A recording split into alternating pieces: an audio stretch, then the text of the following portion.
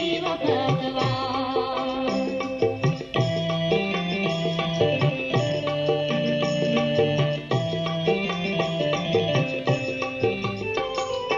इस युग में सृष्टि का रचता ब्रह्मा तन में आता है।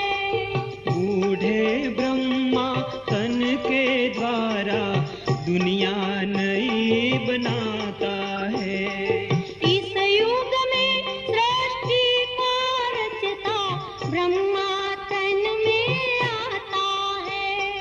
बूढ़े ब्रह्मा तन के द्वारा दुनिया नई बनाता है। निराकार साकार द्वारा करता है सबका वो कल्याण। इस युग में सृष्टि पर आते हैं परमात्मा शिव भगवान। हो मीठे शिव भगवान, प्यारे प्यारे शिव भगवान। युगों में पुरुषोत्तम युग संगम है जिसका नाम। इस युग में सृष्टि पर आते हैं परमात्मा शिव भगवान।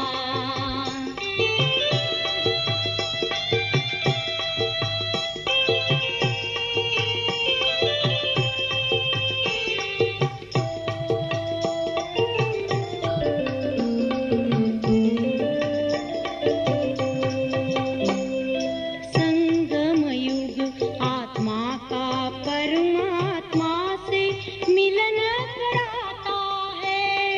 संगम युग आत्मा का परमात्मा से मिलन कराता है।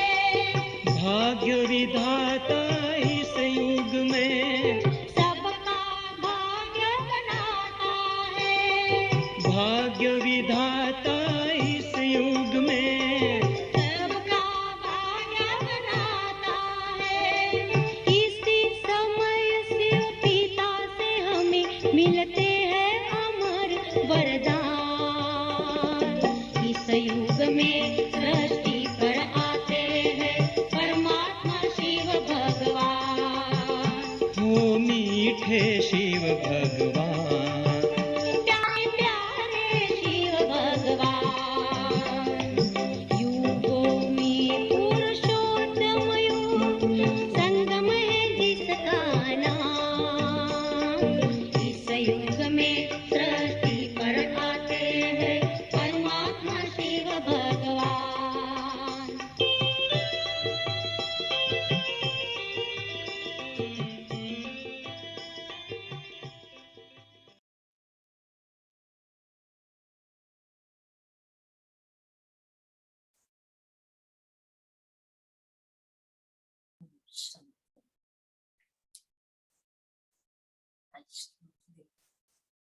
हम बच्चों को विशेष नई दुनिया की विस्मृति दिला रही है, घर की विस्मृति दिला रही है।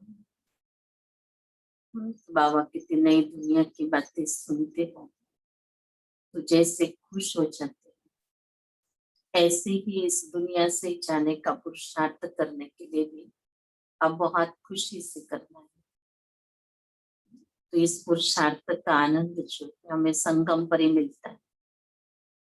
जो सत्युग में हमारी स्थिति बन जाएंगे वहां से भी अधिक बाबा के आनंद इस समय हमें पुरुषार्थ में मिल सकता है। तो आज इस मुरली के बहुत सुंदर लहरों में हम अपने आप को सारा दिन के लिए होमवर्क भी ले लें, उसका अभ्यास भी करें। तो आज बाबा कहते हैं, मीठे बच्चे तुम्हारा स्वधर्म शांत है।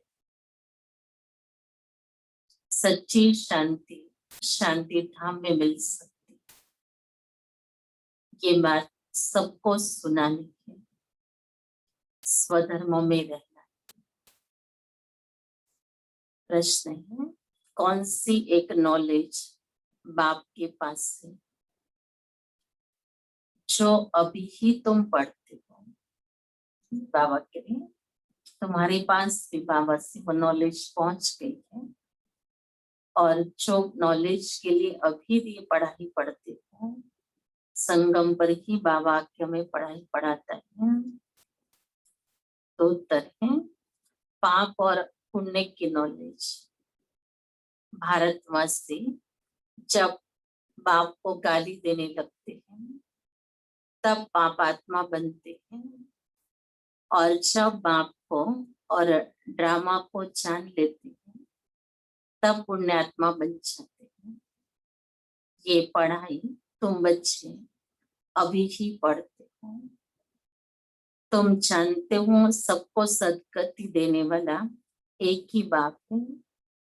मनुष्य मनुष्य को सदगति अथवा मुक्ति, जीवन मुक्ति दे नहीं सकते हैं। कितने सुंदर बाबा ने पाप और पुण्य की भाषा समझाती है कि जब बाप को गाली देते हैं तब पाप आत्मा बन जाते हैं, और जब बाप को ड्रामा को जान लेते हैं तब पुण्य आत्मा बन जाते हैं।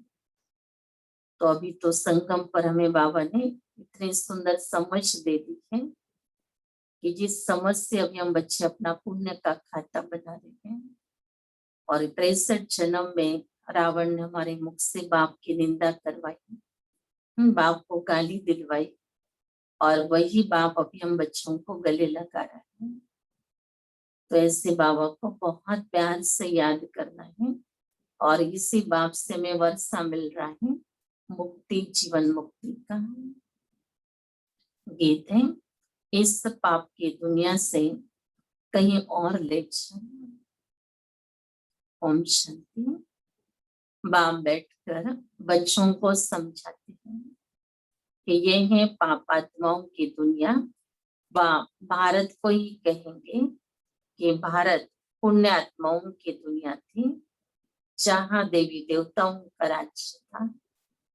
ये भारत सुखधाम था, और कोई खंड नहीं थे, एक ही भारत था। चैन अथवा सुख उस सतयुग में था जिसको स्वर्ग कहते हैं, ये ही नरक। भारतीय स्वर्ग था, अभी नरक बना है। नरक में चैन अथवा सुख शांति कहाँ से आए? बाबा कह रहे ये दुनिया है ही नरक। नरक में कोई ढूंढेगा सुख और शांति। अब यहाँ पर तो सुख और शांति की कई दुकानें नहीं है, कोई देने वाला नहीं है, किसी के पास स्टॉक नहीं है। बाबा कहते बच्चे यहाँ नरक में कहाँ मिलेगी आपको? कलयुग को नरक कहा जाता है। सतयुग अंत को ही रौरो नरक, कलयुग अंत को ही रौरो नरक कहा जाता है, दुखधाम कहा जाता है। भारतीय सुखधाम था जब इन लक्ष्मी नारायण का राज्य था। भारतवासियों का गृहस्थ धर्म पवित्र था, प्यूरिटी भी थी, सुख शांति भी थी, संपत्ति भी बहुत थी। कब थी ये? जब भारत सुखधाम था। अभी तो दुखधाम है बाबा कह रहे। अब इस दुखधाम में वो चीजें नहीं है। अब वो जो चीजें थी बाबा कहते सुखधाम में थी, तो क्या क्या था वो भी बाबा में अनुभव करा रहा है कि राज्य भी लक्ष्मी नारायण का था। भारतवासियों का गृहस्थ धर्म जो था वो पवित्र था, वहां प्यूरिटी थी, सुख थे, सुख शांति दोनों भी थी। साथ में संपत्ति भी अपार थी, कोई चीज की अप्राप्ति वहां पर नहीं थी। तो ऐसा वो सुखधाम यहाँ दुखधाम में थोड़ी मिल सकता है। अब वही भारत पतित बना है, सब विकारी बने हैं, ये दुखधाम। भारत सुखधाम था, और जहां आत्माएं निवास करती हैं वो है शांति धाम। शांति वहां शांति धाम में ही मिल सकती है। आत्मा शांत वही रह सकती है। जिसको स्वीट होम, निराकारी दुनिया कहा जाता है, वो है आत्माओं का घर। वहां जब रहते हैं तो आत्मा शांति में है। बाकी शांति कोई जंगल आदि में जाने से नहीं मिलती है। शांति धाम तो वही है। सतयुग में सुख भी है, शांति भी है। यहाँ दुख धाम में शांति हो नहीं सकती है। शांति धाम में मिल सकती है। सुख धाम में कर्म होता है, शरीर से पार्ट बचाना होता है। इस दुख धाम में एक भी मनुष्य नहीं जिसको सुख शांति हो। यह भ्रष्टाचारी पतित धाम तब तो पतित पावन को बुलाते हैं, परंतु उस बाप को कोई जानते नहीं है, इसके लिए निधन के बन पड़े हैं। आर्पण होने के कारण आपस में लड़ते झगड़ते हैं। बाबा भी जो शांति जो सुख हमको वर्षे में दे रहा है, वो बाबा के लिए यहाँ पर तो मिल नहीं सकता है। यहाँ बच्चों को सुख और शांति का वर्षा जो मिला है, अब उसमें भी बच्चों का कार्मिक अकाउंट के कारण वो प्योर सुख और शांति की अनुभूति यहाँ पर भी आत्माएं करने में बहुत पुरुषार्थ करना पड़े, तब वो अनुभव हो सकता है। अनुभव होगा जरूर, लेकिन उसके लिए बहुत पुरुषार्थ सतयुग जैसी सतो प्रधान स्टेज बनानी पड़ेगी, तब वह सुख शांति की अनुभूति होगी।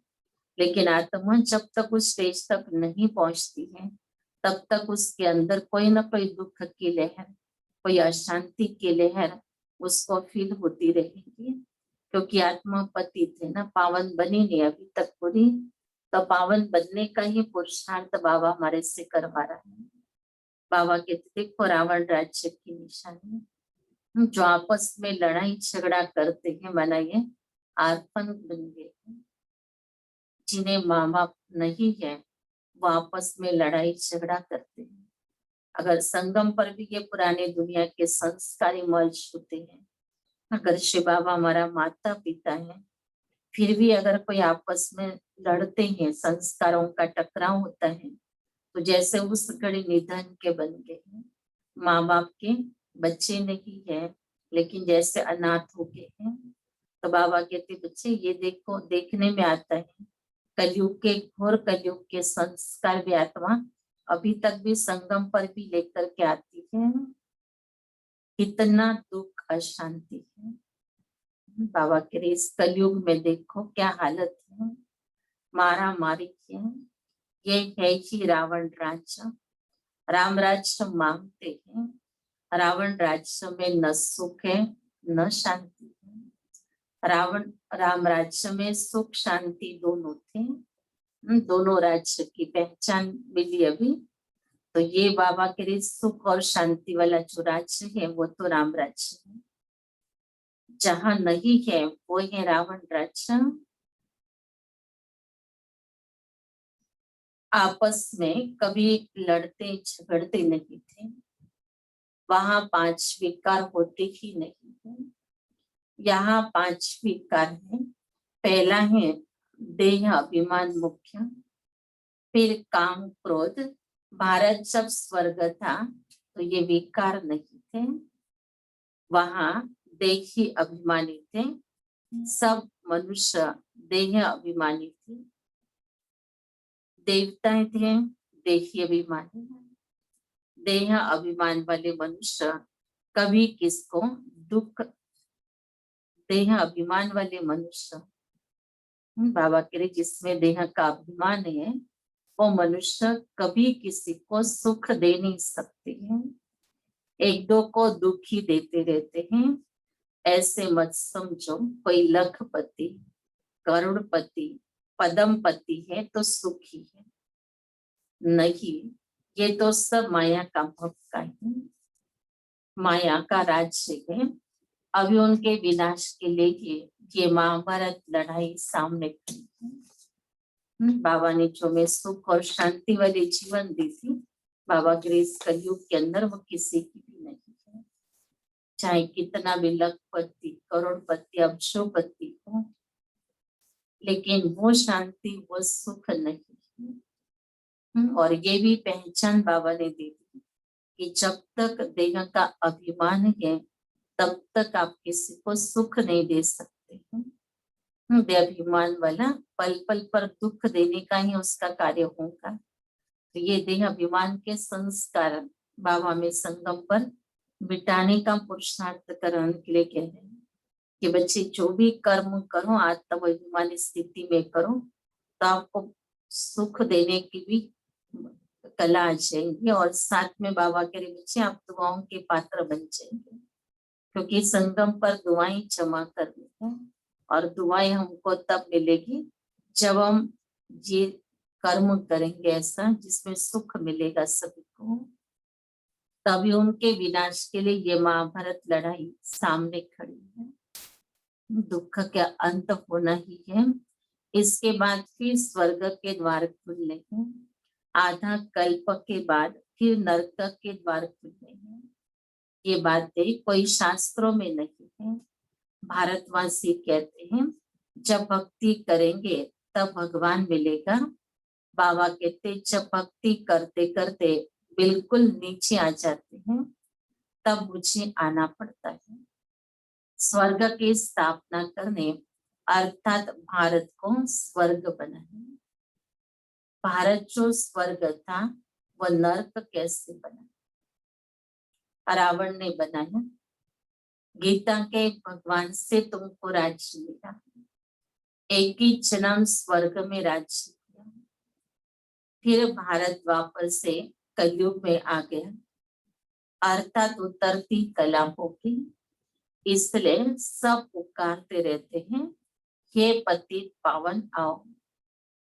पतित मनुष्य को सुख शांति पतित दुनिया में मिल ही नहीं सकती है। बाबा कह रहे कितना भी लाख कोशिश करो, कोई समझता है ना कि हम बहुत धन संपत्ति कमाएंगे, बहुत सारे वस्तु वैभव आराम के खरीदेंगे तो कहीं हमें सुख शांति मिल जाएगी। लेकिन बाबा कहते ऐसा तो हो ही नहीं सकता है। ये दुनिया ही पतित है, जहाँ सुख और शांति तो पतित होने के कारण वहां रह नहीं सकती है। कितना दुख उठाते हैं। आज पैसा चोरी हुआ, आज देवाला मारा, आज रोगी हुआ, दुखी दुख है ना। रोज का नया कुछ न कुछ होता ही रहता है। तो ये सारी बातें बाबा के लिए दुख देने वाली तो है। अभी तुम सुख शांति का वर्षा पाने का पुरुषार्थ कर रहे हो, बाप से स्वर्ग का वर्षा लेने का पुरुषार्थ कर रहे हो। सदा सुखी बनाने वाला एक ही बाप है, सदा दुखी बनाने वाला रावण है। दोनों का परिचय भी मिला है। अब किसका बनकर चलना, किसकी मत पर चलना है, वो भी बच्चों को निर्णय करना है। बाबा ने दोनों का भी परिचय दे दिया है। सुखी बनाने वाला बाप और दुखी बनाने वाला रावण है। ये बातें भारतवासी नहीं जानते हैं, इसलिए बाप को आना पड़ा भारतवासियों को ये ज्ञान बताने के लिए। सत्युग में दुख की बातें होती नहीं है, कभी रोना नहीं पड़ता, सदैव सुखी सुख है। वहां देह अभिमान अथवा काम क्रोध आदि होती ही नहीं।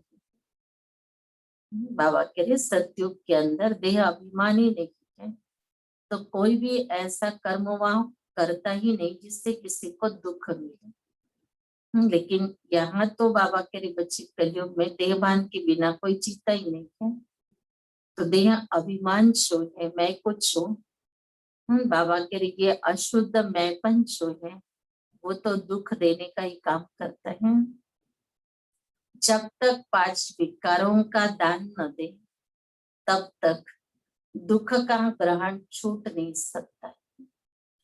कहते हैं ना दे दान तो छूटे ग्रहण। बाबा भी बच्चों से ग्रहण छूटने के लिए दान दे रहे हैं कि बच्चे इस विकारों का दान दे दो, इस देह के भान को छोड़ दो। क्योंकि बाबा को भी ये देह भान वाले बच्चे मना बदबू वाले बच्चे लगते हैं, बाबा को पसंद नहीं है। उनके कर्म तो दूर ही है, लेकिन बाबा के तो उसके जो वाइब्रेशन होते थे अभिमान के, वो भी बाप को पसंद नहीं है। अगर बाबा के समीप आना है तो हमें ये बहुत अभ्यास करना होगा कि हम जितना हो सके उतना आत्म अभिमानी होकर के पाठ सोचें। हम सारा दिन ये अभ्यास करते रहें और यही अनुभव करें कि ये बाबा को पसंद नहीं है ना देहाभिमान में पाठ बचाना। अगर हम देहाभिमान से कोई बात कर रहे हैं, देहाभिमान से कोई कर्म कर रहे हैं, तो उस घड़ी बाबा हमारे साथ में नहीं है। और जब हम अकेले कर्म कर रहे हैं तो जरूर है वो कर्म तो पुण्यात्मा का कर्म तो नहीं होगा, क्योंकि हम उस घड़ी पुण्यात्मा है ही नहीं है, हम तब पतित आत्मा है। और पतित आत्मा पुण्य कर्म कैसे करेंगे? तो इसलिए बाबा युक्ति बता रहा है कि बच्चे तुम दान दे दो इन विकारों का, इस कड़े देहाभिमान का, इस संस्कार का भी दान कर दो। बाबा ने कहा ना संस्कार का भी अंतिम संस्कार कर डालो, राख भी नहीं रखो, इसकी निशानी भी नहीं रखो। तो ये पुरुषार्थ करने के लिए हमें बहुत घोर तपस्या करने की आवश्यकता है। घंटों घंटा बाबा के टिके ही एक अभ्यास करो। 14 साल की तपस्याओं में दादी ने कई घंटे बैठ करके यही सिर्फ आत्मा का अनुभव किया हुआ, और कोई ज्ञान की बातें नहीं थी। सिर्फ मैं आत्मा हूँ और उस आत्माभिमानी स्थिति में उस ओम के अर्थ में अपने आप को टिका देना और घंटों घंटा उस अवस्था में अपने आप को बिठाना। अब ये अभ्यास उन्होंने बचपन से किया हुआ है। तभी तो हम देख रहे दादियों की अवस्था जो है वो कर्मातीत अवस्था के रूप में नजर आती है।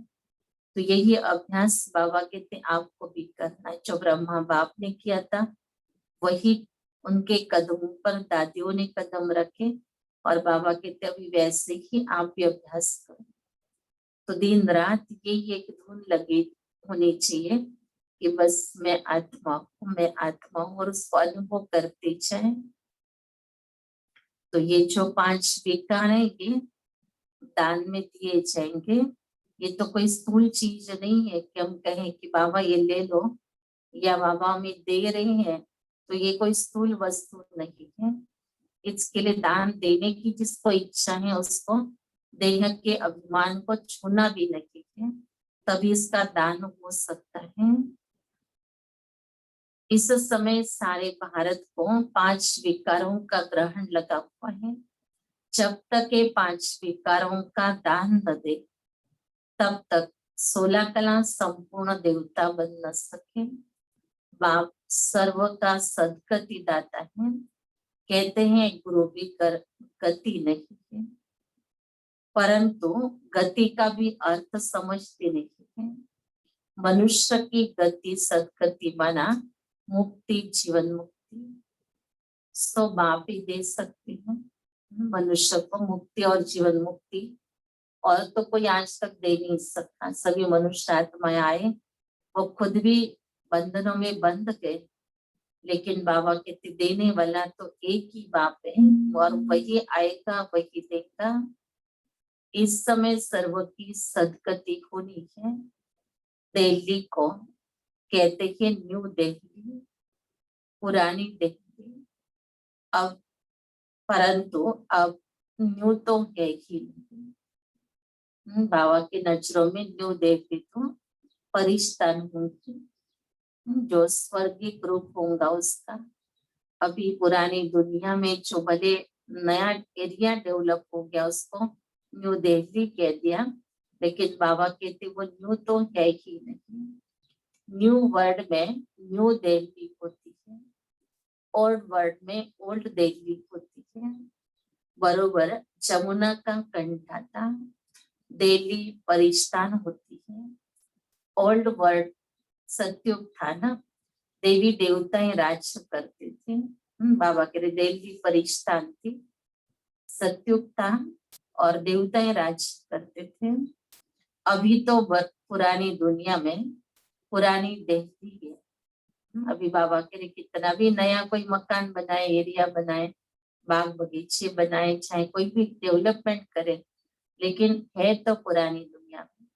बाबा कहते इसको नई देवली कह नहीं सकते हैं। नई देवली तो सतयुग था, नई देवली तो देवताओं का राज्य था। नई दुनिया में तो इन लक्ष्मी नारायण का राज्य था। भारतवासी ये भूल गए हैं।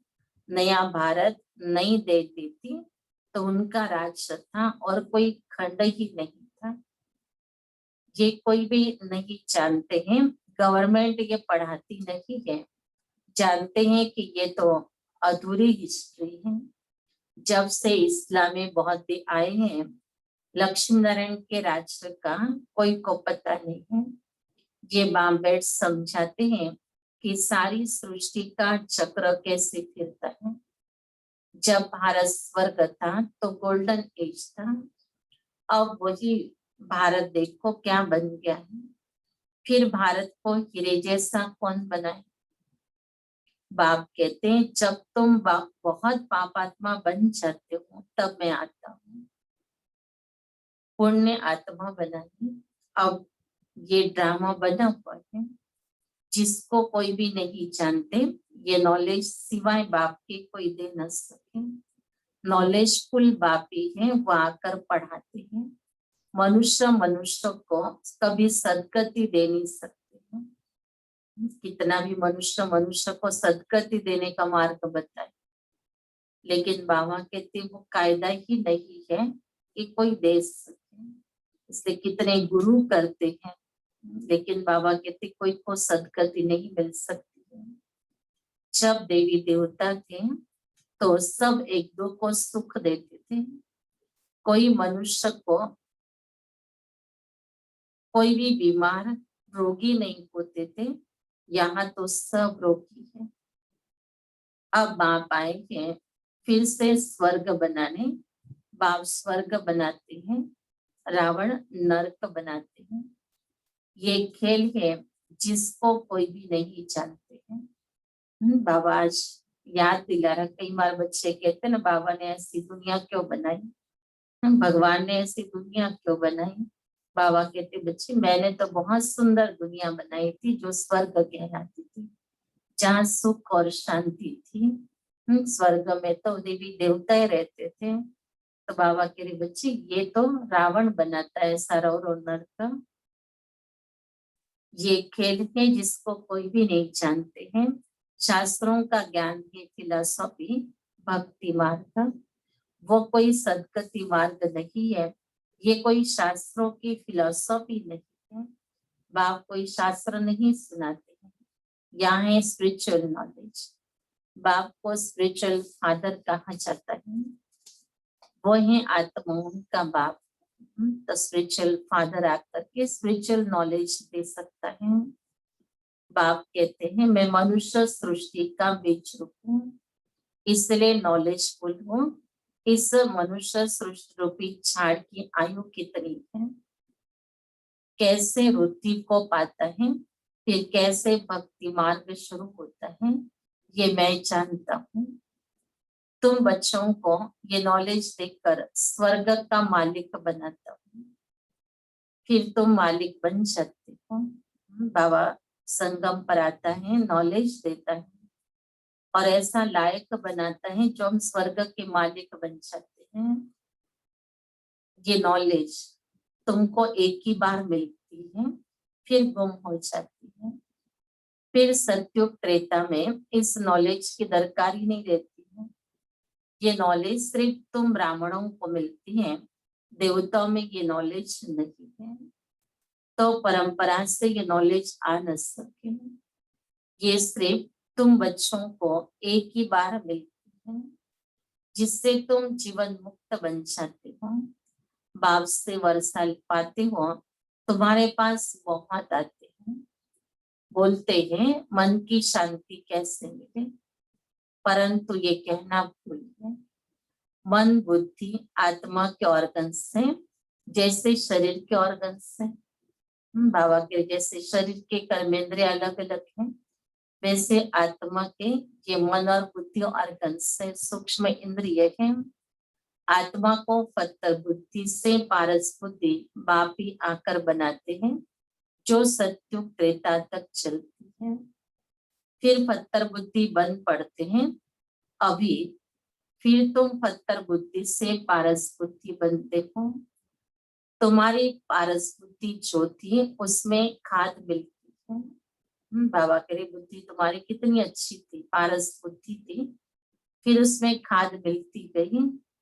अब फिर पारस बुद्धि कैसे हो? बाप कहते हे आत्मा मुझे याद करो। याद की यात्रा से तुम पवित्र बनेंगे और मेरे पास आ जाएंगे। बाकी जो कहते मन की शांति कैसे है, उन्हें बताऊं कि ये शांति हो कैसे सकती है। ये है ही दुखधाम, क्योंकि विकारों की प्रविष्टा है। ये तो बेहद के बाप से ही वर्षा मिल सकता है। फिर रावण का साथ मिलने से पतित बन जाते हो। फिर बाप द्वारा पावन बनने में सेकंड लगता है। अभी तुम आए हो बाप से जीवन मुक्ति का वर्षा लेने के लिए। बाप जीवन मुक्ति का वर्षा देते हैं और रावण जीवन बंध का श्राप देते हैं। इसलिए दुखी दुख है। रावण ने श्रापित कर दिया सभी को कि बस जीते जाएंगे, उतने बंधनों में बनते जाएंगे। ड्रामा को भी जानना है। दुखधाम में किसको सुख शांति मिल न सके। शांति तो हम आत्माओं का स्वधर्म है। शांति धाम आत्मा का घर है। आत्मा कहती है हमारा स्वधर्म शांत है। कहती है सभी की आत्मा भी। बाबा कहते बच्चे अभी तो ज्ञान दे दिया ना शिव बाबा ने, तो हर एक के अंदर से ये अनुभूति होती रहे कि आत्मा अंदर से फील कर रही है कि मेरा स्वधर्म शांत है। ये शरीर बाचा नहीं बचाता हूँ, बैठ जाता हूँ। बस अपने स्वधर्म की स्मृति दिलाना। और बाबा कहते अपनी मर्जी है ये शरीर का बाचा यूज करना है या नहीं करना है।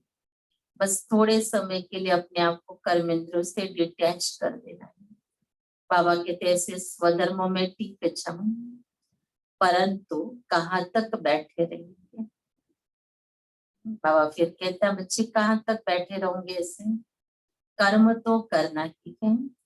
जब तक मनुष्य ड्रामा को नहीं समझे तब तक दुखी रहते हैं। क्योंकि ड्रामा समझा तो इसको खेल समझेंगे और खेल तो देखने में आनंद आएगा। क्यों क्या ऐसे वैसे नहीं करेंगे। ड्रामा का बाबा कहते ज्ञान अच्छी तरह से अपने बुद्धि में बिठा लो। बाप कहते मैं हूँ ही गरीब निवाज। यहाँ गरीब ही आएंगे, साहूकार के लिए तो स्वर्ग यहाँ है। उन्हों की तकदीर में स्वर्ग के सुख है नहीं। बाप कहते हैं हम गरीब निवाज हैं। साहूकारों को गरीब और गरीबों को साहूकार बनाता हूँ। साहूकार इतना उच्च पद पा नहीं सकते हैं, परंतु उच्च पद गरीब पाते हैं। बाबा कहते साहूकारों को बाबा ऊंचा पद देने के लिए यहाँ पुरुषार्थ कराने के लिए बुलावे तो आते नहीं। उनको टाइम नहीं है बाबा कहते साहूकारों को, और उनको अपने ही साहूकारी का नशा बहुत है। हाँ प्रजा में आ जाए बाबा कहते थोड़ा बहुत सुन के जाते हैं। ज्ञान तो बाबा कहते बच्चे विनाश को पाता नहीं है। कभी ना कभी उस ज्ञान को वो प्रयोग में लाते हैं, याद करते हैं, तो थोड़ा बहुत पद मिल जाता है। स्वर्ग में तो जरूर आएंगे, परंतु उच्च पद गरीब पाते हैं, गरीब साहूकार बन जाते हैं। उन्हें देखे अभिमान है ना कि हम धनवान हैं। परंतु बाबा कहते ये धन माल सब मिट्टी में मिल जाना है, इसका अभिमान करते हैं। कोई रूप का करता है, कोई रुपयों का करता है, कोई अपनी गोरी चमड़ी का दे अभिमान करता है। लेकिन बाबा कहता बच्चे ये सब मिट्टी में मिल जाएगा, इसका अभिमान करोगे लेकिन संगम के वर्षे को वंचित कर देंगे। संगम पर बाबा से जो मिलता है वो पा नहीं सकेंगे। इसलिए बाबा कहते बच्चे ये देह का अभिमान जो है जिन वस्तुओं से आता है, जिन प्राप्तियों से आता है, वो सब प्राप्तियां मिट्टी में मिलने वाली है। ये बुद्धि में पक्का कर दो। न धन दौलत रहने वाला है, न रूप रहने वाला है। ये रूप भी खत्म हो जाएगा और धन भी खत्म हो जाएगा। इसलिए दुनिया में भी कहते हैं न रूप और रुपया दोनों के पीछे दुनिया नीचे गिरती आई है। तो बाबा भी कहता है बच्चे तुम्हें इससे परे चले जाना है, तो विनाश हो जाना है। देखिए अभिमानी बनने में बहुत मेहनत है। इस समय सब देह अभिमानी है। अभी तुमको देखी अभिमानी बनना है। बाबा के लिए सब एक देह अभिमानी और बच्चों को बनना है देही अभिमानी, माना आत्म अभिमानी। आत्मा कहती है हमने 84 जन्म पूरे किए, नाटक पूरा होता है, अब वापस जाना है। अभी कलयुग के अंत सत्युग के आदि का संगम है। बाप कहते हर 5-4 वर्ष के बाद आता हूँ, भारत को फिर से हीरे जैसा बनाता हूँ। ये हिस्ट्री ज्योग्राफी बाप ही बता सकते हैं। अच्छा, मीठे मीठे सिखिलते बच्चों प्रति माता पिता बाप दादा का याद प्यार, गुड मॉर्निंग। रूफानी बाप के रूफानी बच्चों को नमस्ते। रूफानी बच्चों की रूफानी बाप दादा को याद प्यार, गुड मॉर्निंग और नमस्ते। आज के मुर्दे का धारणा का सार है। पहली पॉइंट साथ बाप से जीवन मुक्ति का वर्षा लेने के लिए पावन जरूर बनना है। बाबा कहते कंपल्सरी है। अगर बाबा से जीवन मुक्ति का वर्षा लेना है तो आत्मा को पावन जरूर बनाना है। पावन बनने की युक्ति तो बाबा ने बता दी है। ड्रामा की नॉलेज को बुद्धि में रख, दुख धाम में रहते भी दुखों से मुक्त होना है।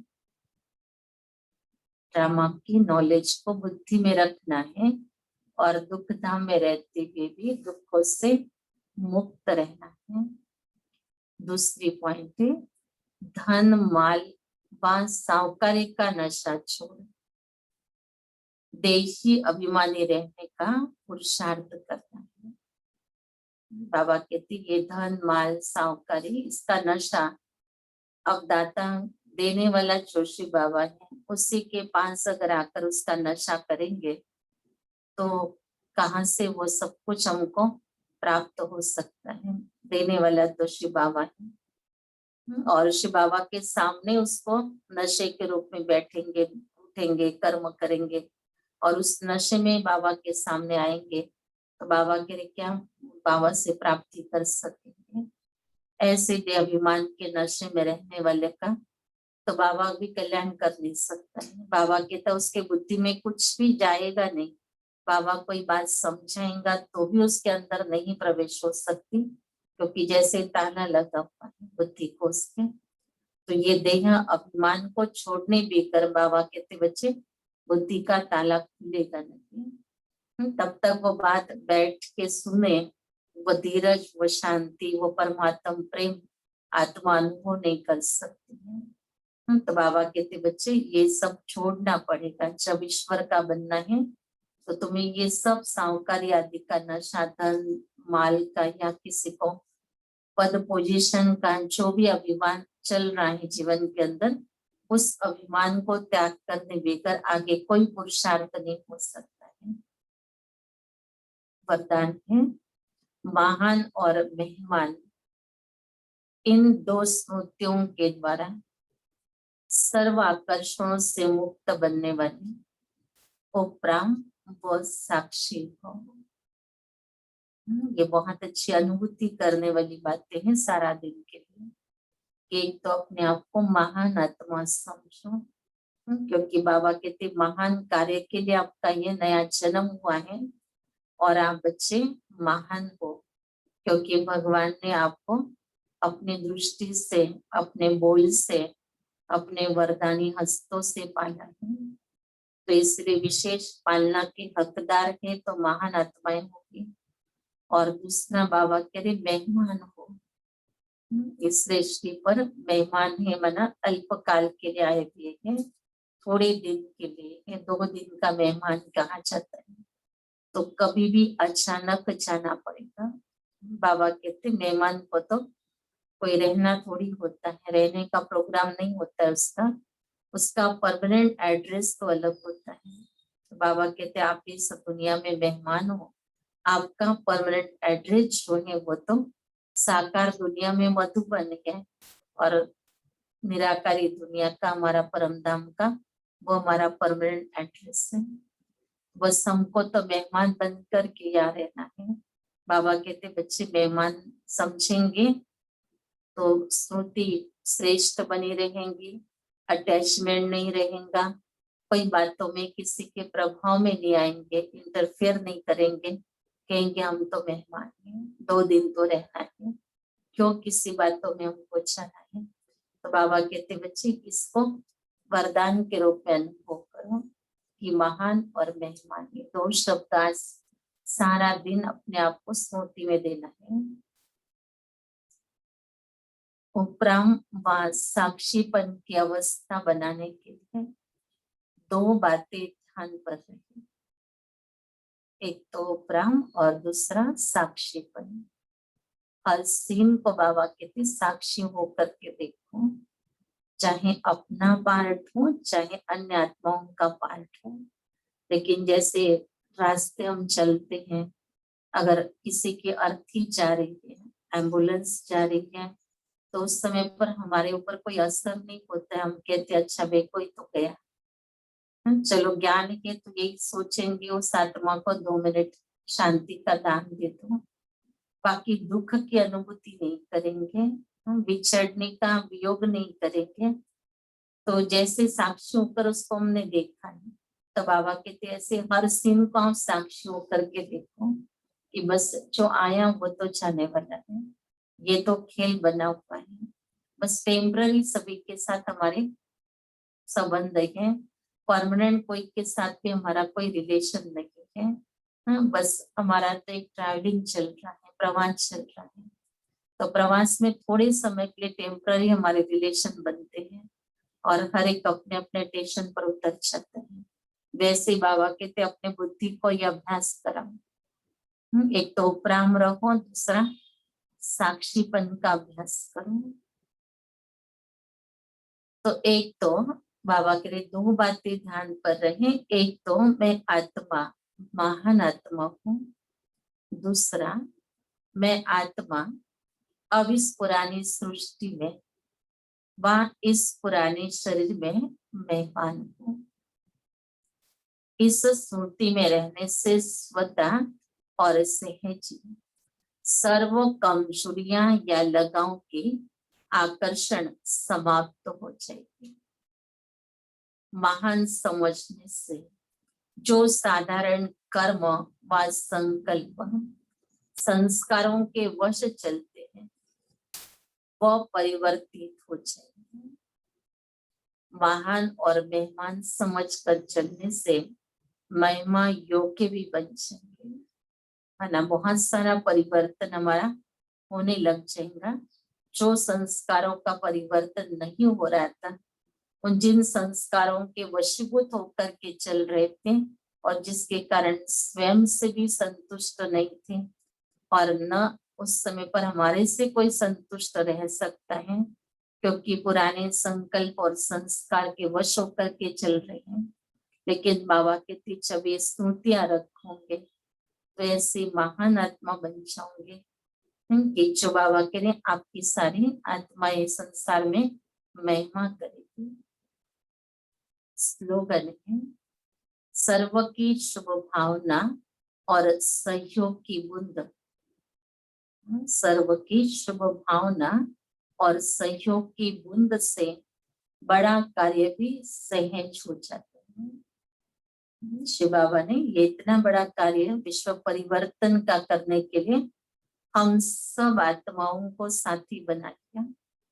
इतने लायक तो नहीं थे हम बच्चे, लेकिन बाबा ने फिर भी हम बच्चों को लायक बनाया। और हम बच्चों से जो बूंद बूंद का सहयोग मिल रहा है बाबा के कार्य में, तो बाबा कितना बड़ा कार्य विशाल करके दिखा रहा है। तो बाबा कहते बच्चे, ऐसे कोई भी बच्चे आप सेवाओं का कार्य करते हो तो एक तो उसमें सभी की शुभ भावना भी रहे और सबका बूंद बूंद का सहयोग भी रहे। ओम शांति।